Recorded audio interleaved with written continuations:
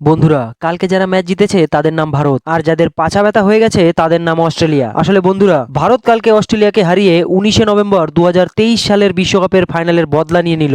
আর কালকে যে বদলা নিয়েছে তার নামই হলো রোহিত শর্মা। কাল রোহিত শর্মা এত পেটায় যে বলও বলছিল 100-200 টাকা বেশি নিয়ে নে, কিন্তু তাও আমাকে ছেড়ে দে। আসলে বন্ধুরা, কালকের ম্যাচে অস্ট্রেলিয়া 19শে নভেম্বরের মতোই প্রথমে টসে জিতে ফিল্ডিং করার সিদ্ধান্ত নেয়। তারপর রোহিত শর্মা সেখান থেকেই খেলা শুরু করে যেখান থেকে সে বিশ্বকাপের ফাইনালে আউট হয়েছিল। কিন্তু বিরাট কোহলি কাল খুব তাড়াতাড়ি আউট হয়, তাও আবার 0 রানে। তবে রোহিত শর্মা কাল কি 6 মেরেছে, বিশেষ করে তো প্যাট কামিন্সকে যে হাঁটু গেড়ে 6 মেরেছে, ও একেবারে দেখার মতো ছিল। তবে রোহিত শর্মা যদি কাল আর মাত্র 8 রান করত, তাহলে টি-20 বিশ্বকাপে তার সব থেকে দ্রুত সেঞ্চুরির রেকর্ড হয়ে যেত। মাত্র 41 বলে 92 রান করে আউট হয় রোহিত শর্মা, আর এখান থেকেই ভারতের রান কম হওয়া শুরু হয়ে যায়। তবে হার্দিক পান্ডিয়ার শেষে গিয়ে চেষ্টার ফলে ভারত 20 ওভারে 5 উইকেট হারিয়ে 205 রান করে 206 রানের টার্গেট দেয় অস্ট্রেলিয়াকে।